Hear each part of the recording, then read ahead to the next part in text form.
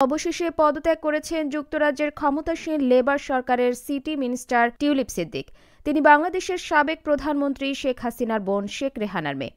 British সংবাদ মাধ্যমের এক প্রতিবেদনে এই তথ্য জানানো হয়।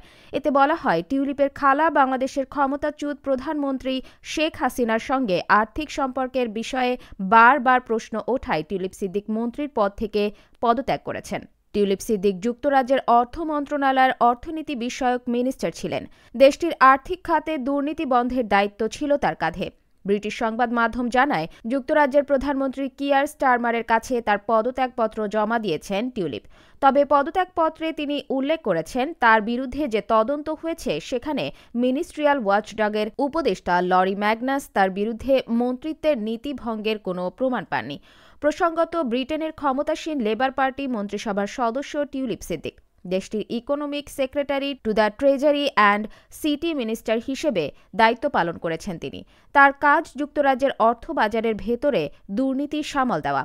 কিন্তু তার মাতৃভূমি বাংলাদেশেই এখন তার বিরুদ্ধে তদন্ত চলছে। সেখানে তিনি এবং পরিবারের 4 সদস্যের বিরুদ্ধে রূপপুর পারমাণবিক বিদ্যুৎ কেন্দ্র থেকে প্রায় 400 কোটি মার্কিন ডলার আত্মসাতের অভিযোগ রয়েছে। এছাড়া যুক্তরাজ্যে টিউলিপের বিরুদ্ধে অভিযোগ, খালা শেখ হাসিনার ঘনিষ্ঠজনদের কাছ থেকে মন্ত্রী থাকা অবস্থায় বিনামূল্যে ফ্ল্যাট গ্রহণ করেছেন তিনি। কোনো বিশেষ সুবিধা প্রদানের মাধ্যমে সেই উপহারের ফ্ল্যাট তিনি নিয়েছেন কিনা তা নিয়ে উঠেছে প্রশ্ন। এমন অবস্থায় টিউলিপ সিদ্দিককে বরখাস্ত করতে সম্প্রতি প্রধানমন্ত্রী কিয়ার স্টারমারের প্রতি আহ্বান জানিয়েছেন দেশটির প্রধান বিরোধী দল কনজারভেটিভ পার্টির প্রধান কেমি ব্যাডেনচ। যদিও হ্যাম্পস্টেড এবং হাইগেটের এমপি টিউলিপ দাবি করেছেন তিনি কোনো ভুল করেননি। এদিকে ইউকে অ্যান্টি করাপশন কোয়ালিটি বিবৃতি দিয়ে বলেছে, টিউলিপ সিদ্দিক ব্রিটিশ সরকারের যে দায়িত্ব পালন করেছেন এবং তার বিরুদ্ধে যে সব অভিযোগ উঠেছে সেগুলো স্পষ্টতই গুরুতর স্বার্থের সংঘাত। বাংলাদেশের দুর্নীতি দমন কমিশন দুদক তার খালা ও দেশের সাবেক প্রধানমন্ত্রী শেখ হাসিনার বিরুদ্ধে যে তদন্ত করছে তাতে টিউলিপ সিদ্দিকের নাম এসেছে।